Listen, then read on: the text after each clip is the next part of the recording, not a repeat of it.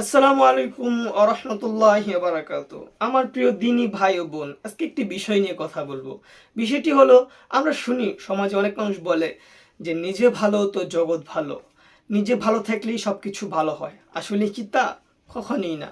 একটা টিস্যু, এটা থেকে নিঃসন্দেহে অনেক সুন্দর ঘ্রাণ আসে, কিন্তু যখন এটা আপনি ডাস্টবিনে ফেলবেন, ফেলার পর এটিকে আপনি ব্যবহার করতে পারবেন? পারবেন না। এটা থেকে দুর্গন্ধ আসবে। ঠিক তেমনই ভাবে যখন আপনি খারাপ মানুষের মধ্যে থাকবেন, একটা খারাপ সমাজে থাকবেন, তখন আপনিও ভালো আমল করতে পারবেন না। আপনি ভালো আমল করতে গেলে মানুষ আপনাকে বাধা দেবে।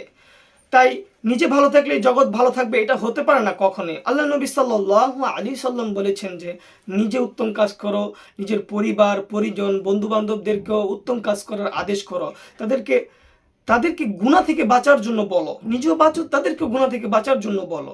তাই আসেন, যারা সমাজে এসব কথা বলেন যে নিজে ভালো তো জগৎ ভালো, তাদেরকে আমরা বুঝিয়ে দিই যে ভাই, হ্যাঁ আমার প্রিয় ভাই, এটা বলবেন না। নিজে ভালো থাকলে জগৎ ভালো থাকে না। নিজে ভালো থাকলে জগৎ ভালো থাকে না কখনোই। নিজে ভালো থাকুন এবং অপরকে ভালো রাখার চেষ্টা করুন। নিজে সৎ কাজ করুন, অপরকে সৎ কাজ করার নির্দেশ দেন, আদেশ দেন। তাদেরকে অন্যায় থেকে বাধা দেন আপনি, তাহলেই হবে। আমার কথা এখানেই শেষ। এটাই কথা ছিল। আশা করি আপনারা সবাই বুঝতে পেরেছেন। আসসালামু আলাইকুম ওয়া রাহমাতুল্লাহি ওয়া বারাকাতুহু। ওয়া মা আলাইনা ইল্লাল বালাগ।